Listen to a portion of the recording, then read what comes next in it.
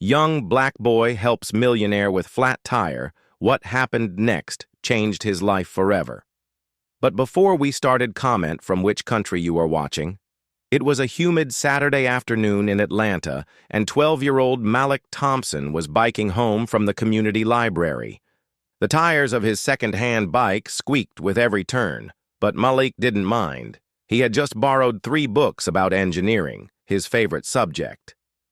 As he pedaled down a quiet stretch of road, he noticed a sleek black Mercedes-Benz S-Class pulled over on the shoulder, hazard lights blinking. A tall man in a suit stood beside it, looking puzzled and frustrated. One of the rear tires was completely flat. Malik slowed down. Curiosity piqued. "You okay, sir?" he called out. The Abba-E man turned, clearly surprised. He was older, maybe in his late 50s, with graying hair, gold-rimmed glasses, and the kind of watch Malik had only seen in music videos. "Flat tire," the man said with a sigh.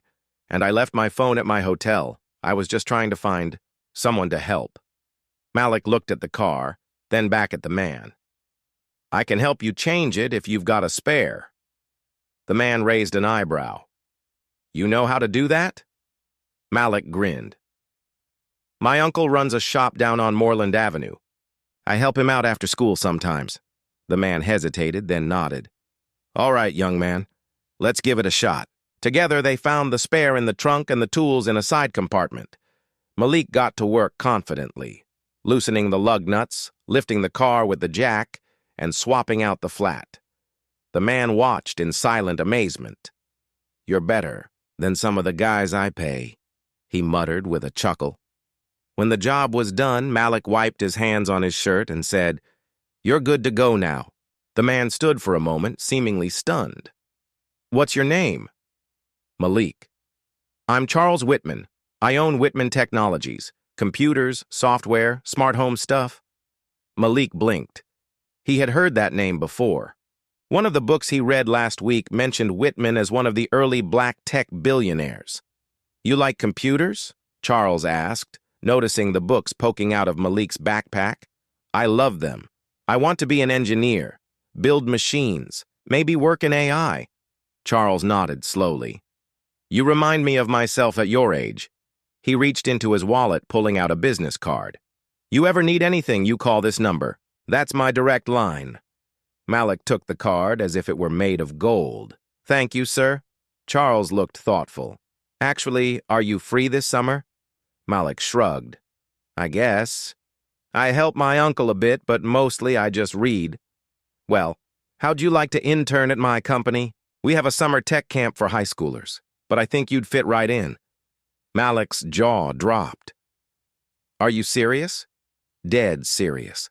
I'll send a car for you. You'll be the youngest one there, but I think you've got something special."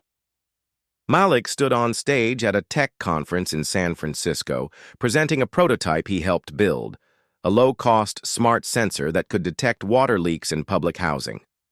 His idea had won first place in the Youth Innovation Challenge, beating out competitors 5 years older. In the front row, Charles Whitman sat proudly, clapping harder than anyone.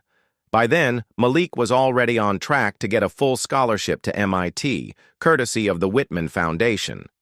His mother, who had never flown before, sat beside Charles, tears in her eyes. All because a young boy with a bike and a big heart decided to help a stranger with a flat tire. Kindness costs nothing but can be worth everything.